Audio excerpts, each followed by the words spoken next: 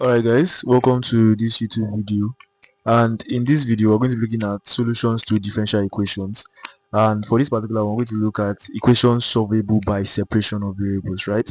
So when we say equations solvable by separation of variables, basically what we are saying is if you are given a question and then you can separate the variables of that question as to have the values that have y on one side, right? So you have f of y dy is equal to f of x dx. If you can separate an equation and you end up with an expression like this, f of y dy is equal to f of x dx. Sorry, not equal to. Hold on, let me use this. Right, so we have f of x dx. If you can separate an equation and you have it in this form of f of y dy is equal to f of x dx, then you can solve it using the method of equation solvable by separation of variables. And basically you just integrate both sides and then you add plus c to the side that you have your x on, right? So we're going to look at two questions in this video so that we understand the depth of equation solvable by separation of variables. So the first one I have here is dy dx is equal to x2 log x plus 1 all over sine y plus y cos y. So now one thing I would want you to understand is that for differential equations, right, they must always contain a differential coefficient. So your entire basis of solving is so that you eliminate that differential coefficient, right? Basically, so you are trying to take it back to the original form that it was, right? So now before it became a differential equation, that's the entire idea of solving differential equations, right? So now for this one is pretty straightforward, right? All we can do here, because we want to get f of y dy on one side and f of x dx on one side, basically all the values that have x to be with dx and all the values that have y to be with dy, right? We cannot have a value like y dy dx. If you have something like that, then you cannot solve it using equation solvable by separation of variables, right? Because you have two variables together, x and y together, but you must eliminate x and why you must have them on their own or alone, right? So what we can do to this question is that we cross multiply. So if we cross multiply, we're going to have sine y plus y cos y dy is equal to, I'm going to use x to multiply every expression in the bracket. So I'm going to have 2x log x plus x, then I have dx. Now we can see that on this side of the equation, the left hand side, we can see that the only values that we have there are the values of y, right? We have sine y, we have y cos y, and we have dy. But if you go to the right hand side, we have 2x log x, we have x, and we have dx. Now this shows us that we have separated the equation, right? So it looks like this form at the top, right, where we have f of y dy is equal to f of x dx. Now so we have successfully separated these variables, right? And then we can solve it using the method of equation solvable by separation of variables. And it's very simple. Like I said earlier in the video, all you have to do at this point now is to just integrate both sides once you have separated the variables. We're going to be integrating this side and we're going to be integrating this side as well. So now for the integral of these both sides, now I'm going to take them one after the other so that we understand them better, right? So we're going to be using different integration techniques such as integration by parts, integration by partial fraction, integration by substitution in this video, right? And I would not be going in depth in the explanations, and this is because I already have videos on the YouTube channel already on these areas already, so you can go and check them out. Just check out the videos on integration by part, integration by substitution, and by partial fraction so that you understand better what we are doing and it does not seem like we're doing magic here. Alright, so now I'm going to start with integrating sine y. When you integrate sine y, you get minus cos y, right? Because the derivative of minus cos y is going to give you minus sine y, which is going to give you sine y. So this is minus cos y. Then when you integrate y cos y using integration by parts, the idea is that when you have a variable multiplying another variable, you basically tend to use integration by parts, and very times I use integration by substitution. I think the parts where you use integration by substitution is when you have exponents, right? So if you have a question like x e to the power of 2x, you'll be, yes, it's multiplying each other. You have a variable x multiplying e to the power of 2x but of x squared, but you would need to use integration by substitution to be able to solve such questions, right? But most questions like this, y cos y, you will need to use integration by part, and the formula is very simple. It's u dv, the integral of u dv is equals to uv minus v du, right? But you can check out the video You can check out the video specifically for integration by part so you understand better. But if you integrate y cos y using integration by part, you are going to be having plus y sine y minus cos y. That's for the left hand side. Then on the right hand side you have 2x log x.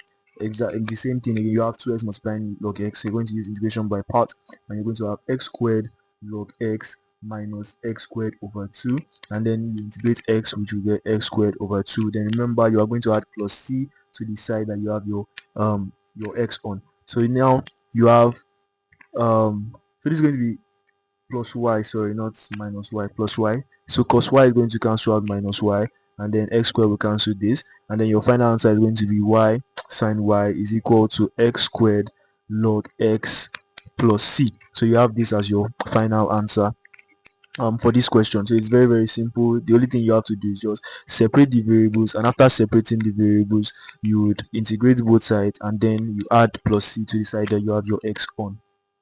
All right, and we're going to take another question. So let me rub this off so that we can take a second question, which will be the last question for this video.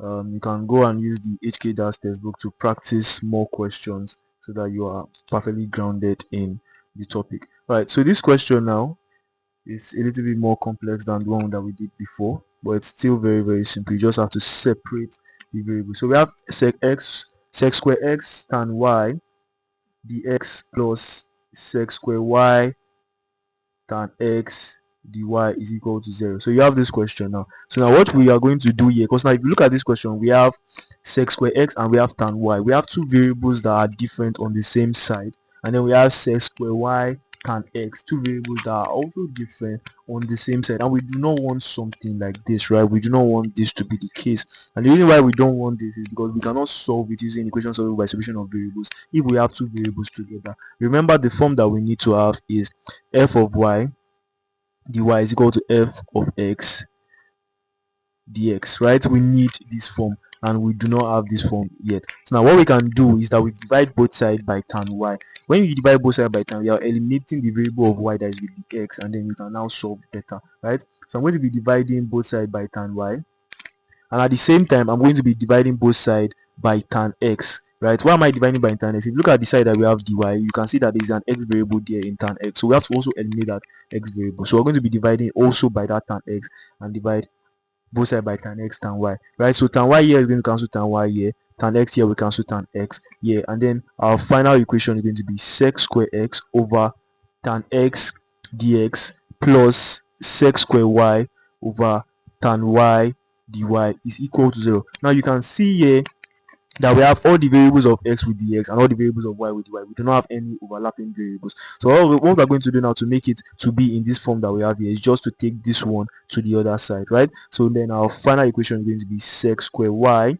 over tan y dy is equal to negative, because we're going to the other side, right, sec square x over tan x dx. Now that we have it in this form, what we can do is just to integrate both sides, right? We integrate both sides, and then we add plus c to the side that x is on. Very simple stuff. So now what we're going to do at this point, we're going to use integration by substitution. You can check out the videos if you don't understand the next few steps that we're going to take now. So I'll pause the video to try it on your own at this point.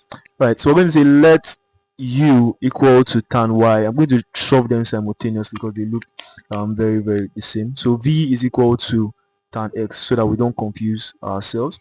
Right, now we're going to say du dy, because when we differentiate tan y we get sec square y, and we're going to say dv dx is equal to sec square x. So we have those values, and now we're going to make dy subject of the relation, and then we have dy is equal to du over sec square y, and we have dv, okay, no, sorry, dx is equal to dv over sec square x. And now we have that, and I'm going to clean the top so that we can have an ample space to solve the remainder of the question. Alright, so now we have these values. So what we're going to do now is that we're just going to substitute our values, right? Remember, we have sec square y over tan y, but now tan y is what? U, so we're going to replace this with u, and then dy, right? But now dy is du over sec square y, and this is equal to negative the integral of sec square x over v times dv over sec square v. Now sec square y we cancel out sec square y, sec square x, sorry, we cancel out sec square x, and then we have the integral of 1 over u du is equal to the negative integral of 1 over v dv, right? And then we have this. Now when you integrate 1 over u or 1 over a variable, you basically get natural log of that variable. So we're going to have ln u is equal to negative ln v, don't forget your plus c plus c plus c. All right, so let me clean the bottom so we have enough space.